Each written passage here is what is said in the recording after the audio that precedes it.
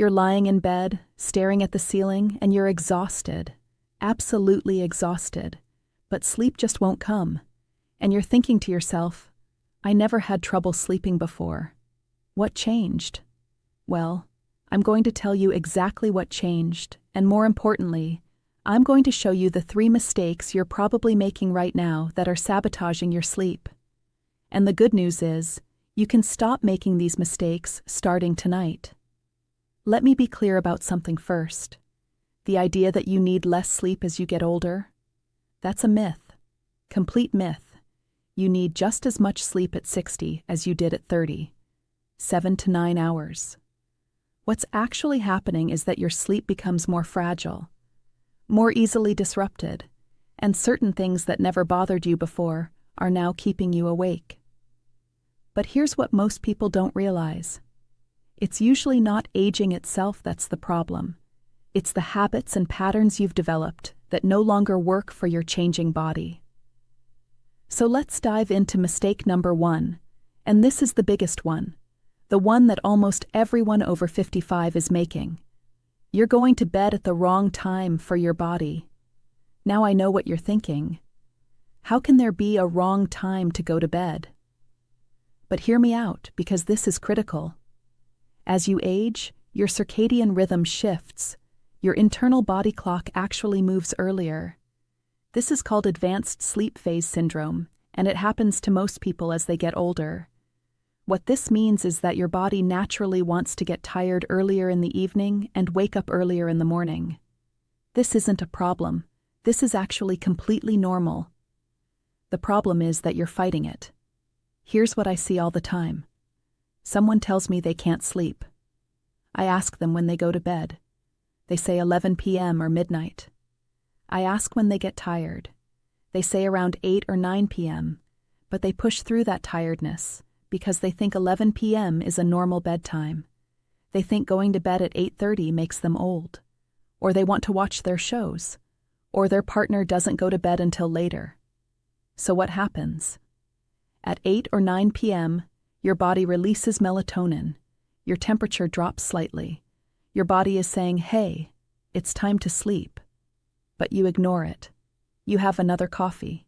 You turn on bright lights. You watch TV. You scroll your phone. And you push through that natural sleep window. Then when you finally get into bed at 11, that window has closed. Your body has moved past that sleepy phase. Your cortisol has kicked back in a little bit. And now you're lying there wide awake. This is crucial to understand. Your body doesn't just stay sleepy and wait for you. There are specific windows when sleep comes easily, and if you miss that window, the next one might not come for another hour or 2. And for people over 55, these windows are less flexible than they used to be. So here's what you need to do. For the next week, I want you to pay attention to when you naturally start feeling tired, not when you think you should go to bed. When does your body actually get sleepy? Maybe it's 8 p.m. Maybe it's 9:30. Whenever it is, that's when you need to start preparing for bed. Not fighting it, not pushing through it, working with it. And I know what you're worried about. You're thinking, if I go to bed at 8:30, I'll wake up at 4 in the morning. Maybe, but probably not. Because right now you're sleep deprived. Once you start getting enough quality sleep by going to bed when your body wants to, your wake time will likely stabilize at a reasonable hour. And even if you do wake up at 5 or 5:30, is that really so bad? You'll feel rested. You'll have quiet time in the morning. Many of the healthiest, most productive people wake up early. The point is, stop forcing yourself to stay up late. Your body is trying to sleep earlier. Let it. This one change alone will transform your sleep for many of you. Mistake number 2. You're turning your bedroom into an entertainment center and an office and a stress zone, and your brain no longer associates your bed with sleep. Let me explain how your brain works. Your brain is an association-making machine. It learns patterns. If you do the same thing in the same place repeatedly, your brain creates a strong connection. This is called classical conditioning, and it works for sleep too. Ideally, your brain should have a very strong association that bed equals sleep. You get into bed, your brain immediately starts the sleep process. But here's what's happening instead. You're in bed watching TV for hours every night. You're in bed scrolling through social media. You're in bed answering emails. You're in bed worrying about your finances or your health or your family. You're in bed having difficult conversations with your partner. You might even be eating in bed. So what has your brain learned? Your brain has learned that bed is where you do everything except sleep. Bed is where you get stimulated. Bed is where you get stressed. Bed is where you stay alert and engaged. So when you actually want to sleep, your brain doesn't shift into sleep mode. It's confused. It's waiting for the next notification, or the next episode, or the next thing to worry about. This is especially problematic if you have insomnia, because then you're also lying in bed awake for hours, tossing and turning, feeling frustrated. And now your brain is learning that bed equals being awake and frustrated. You're literally training yourself to be unable to sleep in your own bed. I've had patients who tell me they fall asleep easily on the couch but can't sleep in their bed. That's because their couch doesn't have all these negative sleep associations. Their brain hasn't learned that the couch is a place of insomnia and stress. So here's what you need to do. You need to retrain your brain. And this is non-negotiable if you want to sleep better. Your bed is for two things only: sleep and intimacy. That's it. No TV, no phones, no tablets, no laptops, no work, no worrying, no difficult conversations. I know this sounds extreme. I know you love watching TV in bed. But I'm telling you, if you're struggling with sleep after 55, this is killing you. The blue light from screens suppresses your melatonin. The content keeps your brain active and engaged. The stimulation prevents the mental wind down you need for sleep, and you're creating those terrible associations in your brain. If you want to watch TV before bed, fine. Watch it in another room. In the living room. Finish your show, turn off the TV, then go to bed. If you want to scroll social media, do it on your couch, not in bed. When you get into bed, that's the signal that it's time to sleep, nothing else. And here's the other part of this. If you get into bed and you're not asleep within about 20 minutes, get up. Don't lie there for hours. Get out of bed. Go to another room. Do something quiet and boring in dim light. Read something unstimulating. Listen to calm music. Then when you feel sleepy again, go back to bed. If you're still not asleep in 20 minutes, get up again. Repeat as needed. This feels counterintuitive. You think staying in bed gives you the best chance of falling asleep. But actually, lying in bed awake just strengthens that association between your bed and being awake. Getting up breaks that pattern. And over time, usually within a few weeks, your brain relearns that bed equals sleep. You get into bed and you fall asleep. It's like magic, but it's actually just neuroscience. One more thing about your bedroom environment. It needs to be dark. Really dark. As dark as you can make it. Even small amounts of light can disrupt your melatonin production and your sleep quality. Get blackout curtains if you need to. Cover any LED lights from electronics. If you need a nightlight for safety getting to the bathroom, use a very dim red light, which is less disruptive to sleep than other colors. Temperature matters too. Your bedroom should be cool. Between 60 and 67 degrees Fahrenheit is ideal for most people. Your body temperature needs to drop to initiate sleep. A hot room makes this harder. And as we age, we often have more trouble regulating temperature. So keeping the room cool becomes even more important. Now let's talk about mistake number 3. And this one is going to surprise some of you because you might think you're actually doing something healthy. You're exercising at the wrong time, or not exercising at all. And both of these are destroying your sleep. Let me start with the exercise part. Regular physical activity is one of the most powerful tools for good sleep. When you exercise, you tire out your body in a healthy way. You reduce stress hormones.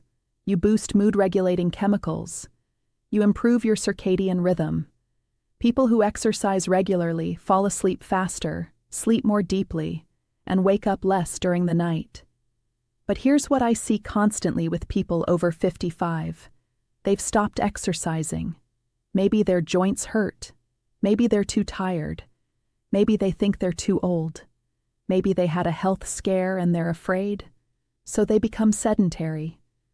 They sit most of the day, and then they wonder why they can't sleep at night. Your body needs physical fatigue to sleep well. Not exhaustion, not pain, but healthy physical tiredness. If you've done nothing physical all day, your body isn't tired enough to sleep deeply. Your muscles haven't been used. Your cardiovascular system hasn't been challenged. You haven't burned through your stress hormones. So you lie down at night and your body is like, why would I sleep? I haven't done anything today. Now, I'm not saying you need to run marathons, but you need movement. Daily movement. A 30-minute walk is enough for many people. Some gentle strength training a few times a week. Swimming, yoga, tai chi, gardening, dancing. Whatever you can do that gets your body moving and your heart rate up a little bit. The key is consistency, moving your body every single day. But here's the flip side. Some of you are exercising, but you're doing it too late in the day. And this is just as problematic as not exercising at all. When you exercise, your body releases cortisol and adrenaline. Your heart rate increases. Your body temperature rises. Your nervous system activates. All of this is the opposite of what you need for sleep. For most people, you need at least 3 to 4 hours between finishing exercise and going to bed. Some people need even more time, especially for intense exercise. If you're working out at 7 p.m. and trying to sleep at 9 p.m., it's not going to happen. Your body is still revved up. You're still in that activated state. The best time to exercise for sleep? Morning or early afternoon. Morning exercise has the added benefit of exposing you to daylight, which helps set your circadian rhythm. It also gives you an energy boost for the day and ensures that by evening, your body is naturally winding down. Early afternoon works too. But once you get into late afternoon or evening, you're starting to interfere with sleep. Now, I know some of you are thinking, but I'm not a morning person. I don't have energy in the morning. Here's the truth. You're not a morning person partly because you're not sleeping well. And you're not sleeping well partly because you're not exercising at the right time.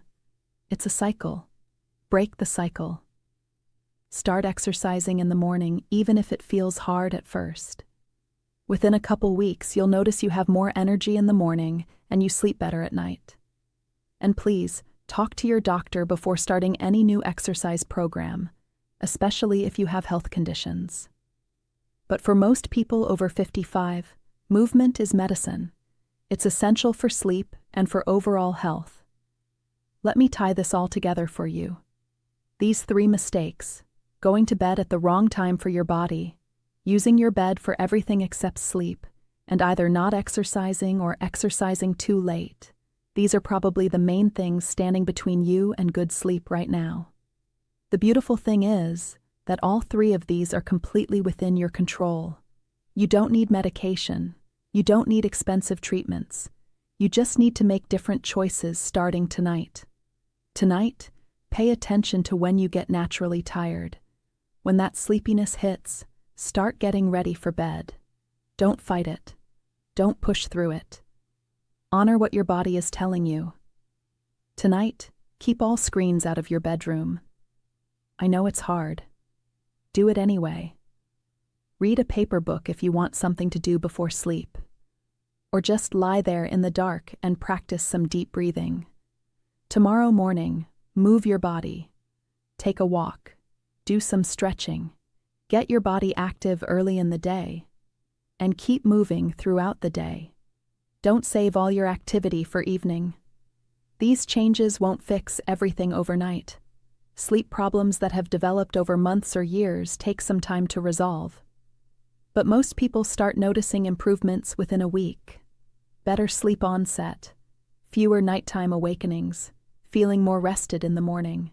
And here's something important to remember. You might have other things going on too.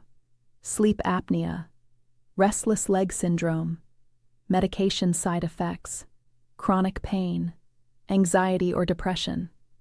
If you make these changes and you're still struggling after a few weeks, please talk to your doctor. There might be other factors that need to be addressed. But for many people, these 3 mistakes are the core issue. Fix these and sleep starts to fall back into place naturally. You are not too old to sleep well. You do not have to accept insomnia as a normal part of aging. Your body still knows how to sleep. You just need to create the right conditions and stop sabotaging yourself with these common mistakes. Stop staying up past your natural sleep window. Stop turning your bedroom into an entertainment center. Start moving your body at the right times during the day. Make these 3 changes and watch what happens to your sleep. You might be amazed at how much better you feel.